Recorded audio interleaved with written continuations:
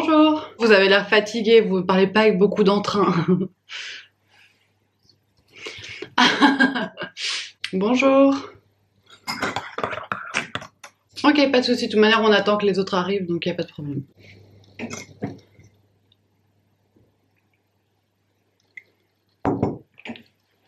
T'es encore dans ton lit?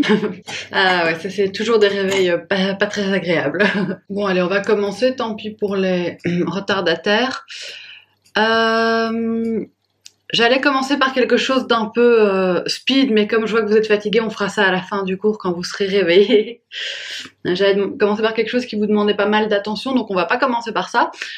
On va commencer par regarder une vidéo. Coucou tout le monde, je suis vraiment super contente de vous retrouver pour ce premier Vlogmas.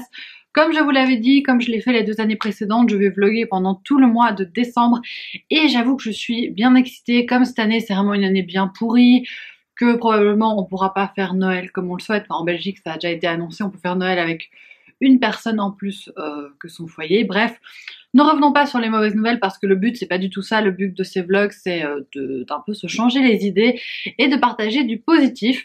Mais donc je suis dans un mood Noël beaucoup plus tôt que d'habitude parce que normalement j'attends la Saint-Nicolas avant de faire la décoration de Noël. On est le 1er décembre, vous voyez déjà des petits sapins derrière moi.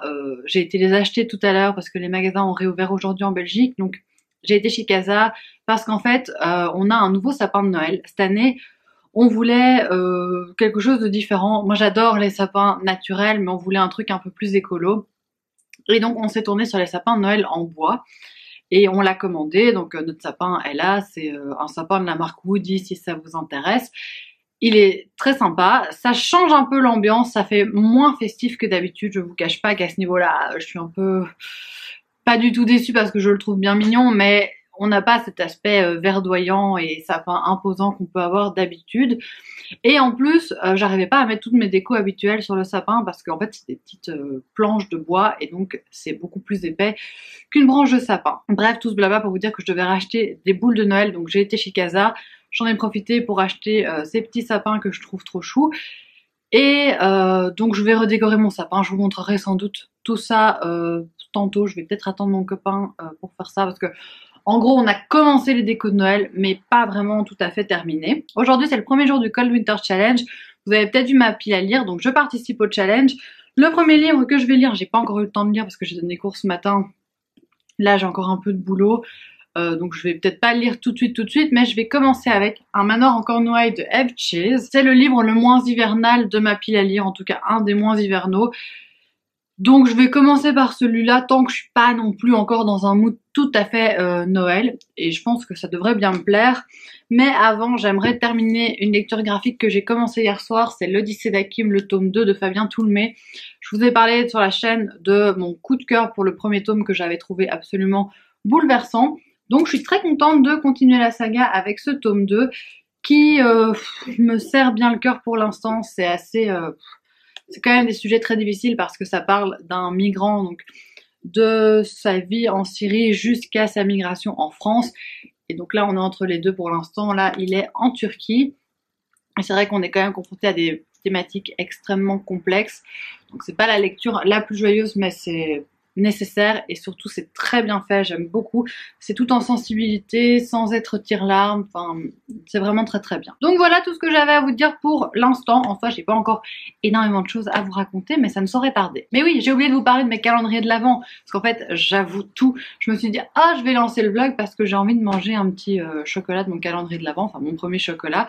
Donc je voulais juste vous dire, j'ai acheté 2 calendriers de l'Avent. J'ai un calendrier de l'Avent de thé de la marque Puka ou Puka, je ne sais pas comment on prononce, qui est super joli et j'ai hâte de goûter ça. Donc j'en boirai déjà un cet après-midi.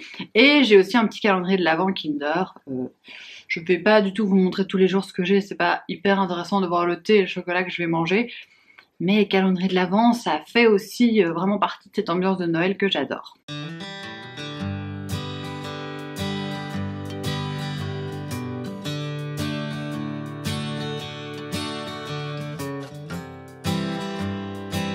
Je vous filme pas ma tête parce que je viens de pleurer, mais j'ai terminé le 2e tome de l'Odyssée d'Hakim de Fabien Toulmé et je pense que j'ai encore plus aimé ce 2e tome, mais il est super difficile. Je vais pas rentrer dans les détails, mais J'ai trouvé ça très dur à lire et j'ai pas pu retenir mes larmes. J'ai vraiment trouvé que les thématiques abordées ici étaient très difficiles.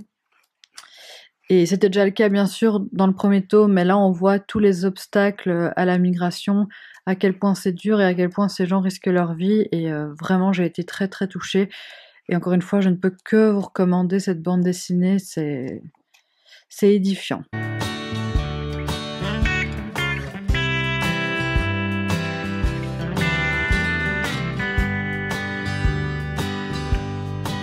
J'ai fait dans mon bullet journal une petite liste des films à regarder à Noël. Ne faites pas attention à ça. En fait, j'ai vu sur Pinterest des gens qui faisaient des sapins de Noël déstructurés, c'était magnifique. Chez moi, c'est très moche, donc je réussis même à rater des dessins extrêmement simples.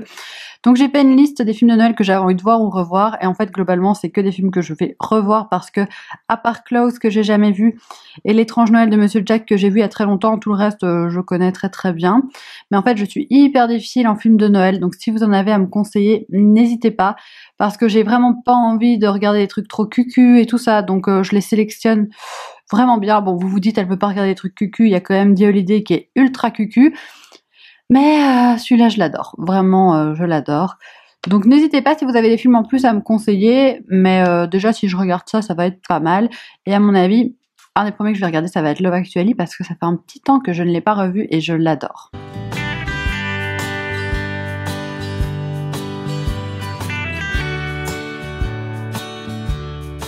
Aujourd'hui, j'ai une grosse journée de cours, donc j'ai encore rien lu. Mais là, je viens d'aller récupérer un colis Vinted. Accrochez-vous, c'est un pull de Noël absolument génial parce qu'il a dessus ce que j'aime le plus au monde, c'est-à-dire des toutous. Je sais pas si vous le voyez bien, il y a plein de chiens dans des colis et il y a des pompons, enfin il est juste trop beau. J'espère qu'il va m'aller parce que je pense qu'il est un petit peu grand, mais je me suis dit c'est pas grave parce que j'avais pas trop envie qu'il soit moulant et c'est pas grave s'il est un peu grand. C'est un pull vintage que j'ai eu pour 6 €, enfin vraiment Vinted c'est devenu un nouveau hobby pour moi, hein. Vraiment c'est terrible, il faudrait me l'enlever. Donc oui, c'est une marque que je connais pas, René Derry, mais en tout cas je le trouve juste tellement beau, tellement cosy, cocooning, et j'ai pas envie d'avoir une collection de 50 000 pulls de Noël, j'en ai déjà 2 et maintenant j'en ai un 3e, mais je trouve que ceux que j'ai sont super beaux, et celui-ci je crois que je vais le mettre cette année pour Noël parce que je le trouve très chouette. Et donc au niveau de la lecture, j'ai commencé hier soir Un manoir en Cornouailles de Eve Chase. J'en suis à la page 38, donc je peux pas encore vous en dire grand chose. Ce que je peux vous dire, c'est que j'aime déjà bien l'ambiance, c'est une histoire double temporalité comme moi j'aime bien. Donc d'abord on suit un couple à notre époque qui cherche un lieu pour leur mariage. Donc ils veulent aller se marier dans un manoir en Cornouailles. Et en parallèle, on va suivre des gens à la fin des années 60, une famille qui vivent à Londres, mais qui ont une seconde résidence en Cornouailles, dans un manoir qu'ils appellent le manoir des Lapins Noirs. Et on suit cette famille pour l'instant. Et j'avais pas vu, mais au dos, il est quand même écrit que c'est pour les fans de Kate Morton et Daphné du Maurier. Si je ne suis pas fan de Kate Morton et Daphné du Maurier, je ne sais pas ce que je suis. Donc je crois que ça devrait me plaire. Après, on sait qu'il faut pas toujours se fier à ce genre de phrases qui sont faites pour vendre, mais pour l'instant, je suis bien dans ce bouquin. Et je vais essayer d'un petit peu lire maintenant.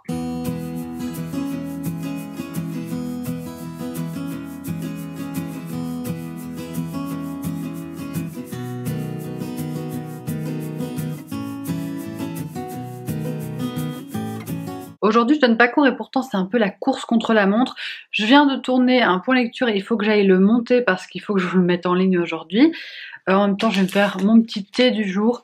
Je vous reparle pas des thés jour après jour, mais là c'est le 3e jour et honnêtement pour l'instant, je trouve que les thés de cette marque sont succulents. Je connaissais pas plus que ça, mais c'est vraiment très bon. Donc je vais monter mon point lecture. Après il faut que j'étudie un petit peu. Je vous avais dit, je fais une formation community manager, donc il faut que j'étudie un peu aujourd'hui. Et après peut-être qu'on trouvera un peu de temps pour lire avant ma réunion de ce soir. Donc je cours dans tous les sens. Je reviens rapidement vous parler. J'ai réunion dans environ 10 minutes, donc j'ai pas beaucoup le temps de vous parler. La luminosité est pourrie, mais vous avez les petites illuminations de Noël derrière, donc c'est quand même sympa. J'ai eu une journée bien chargée, donc pas beaucoup le temps de lire. J'ai lu une centaine de pages en tout d'Un manoir en Cornouailles et j'aime vraiment bien. Je sens que c'est le genre de lecture qui va me plaire parce que j'aime l'ambiance.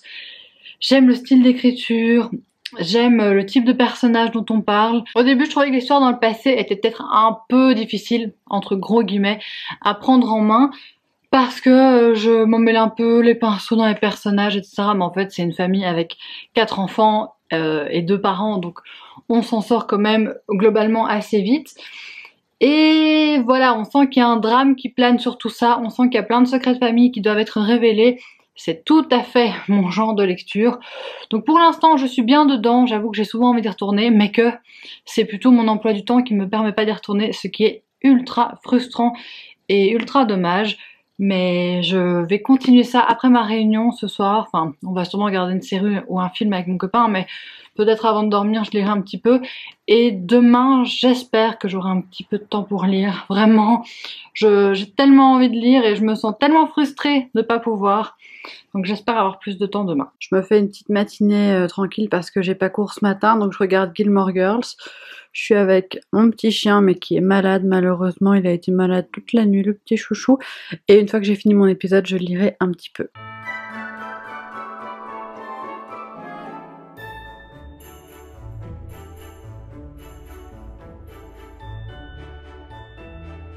Je vous avais dit que c'était un des livres les moins hivernaux de ma pile à lire et pourtant il y a quand même une partie qui se passe à Noël. Donc on est quand même dans le bon. Et puis de manière générale, je trouve quand même que l'ambiance fait très lecture sous un plaid. On est encore Noël, il fait pas très beau.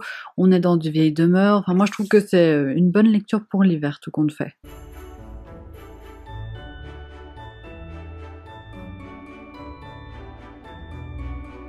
Il est content, Saint-Nicolas est passé. J'ai été super gâtée par Saint-Nicolas, alias mes parents. Et donc je viens vous montrer ce que j'ai reçu. C'est quasiment que des livres, donc je pense que ça devrait intéresser tout le monde.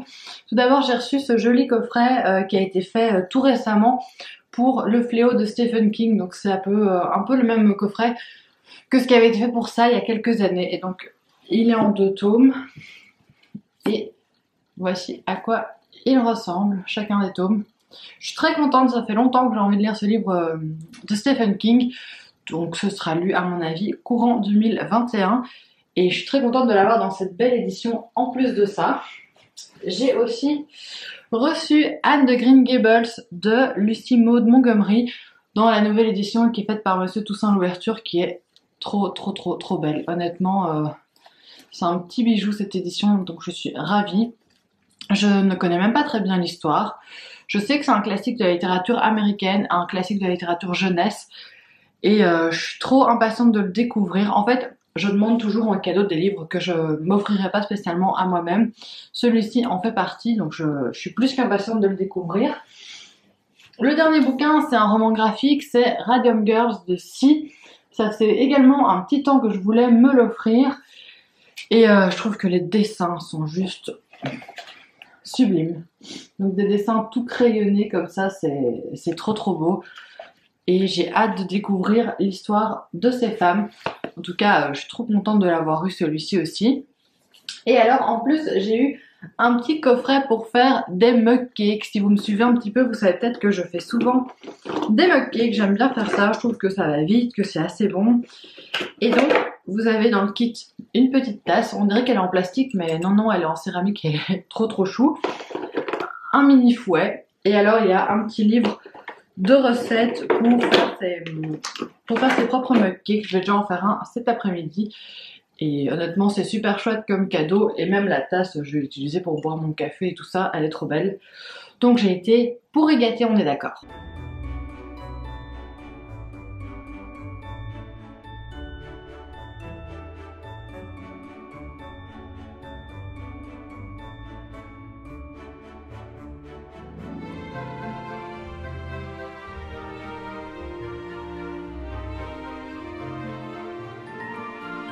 J'avance petit à petit dans ma lecture. Là, mon copain est parti chercher des durum, donc on va manger ça ce soir. C'est pas la journée la plus saine du monde au niveau de la nourriture, mais c'est pas grave, ça fait du bien de se faire plaisir aussi. Et donc, je crois que je lirai encore un peu après avoir mangé. J'aimerais bien arriver à la page 300 aujourd'hui, et comme ça, demain, il m'en restera 130, mais je veux terminer ce livre pour la fin de ce vlog. C'est vraiment mon objectif du week-end.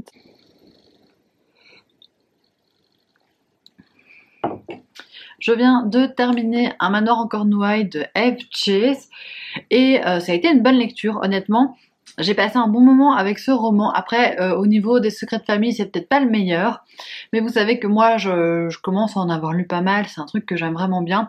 En fait, je me suis rendu compte que la littérature feel good pour moi, c'était typiquement ce genre de livre-là.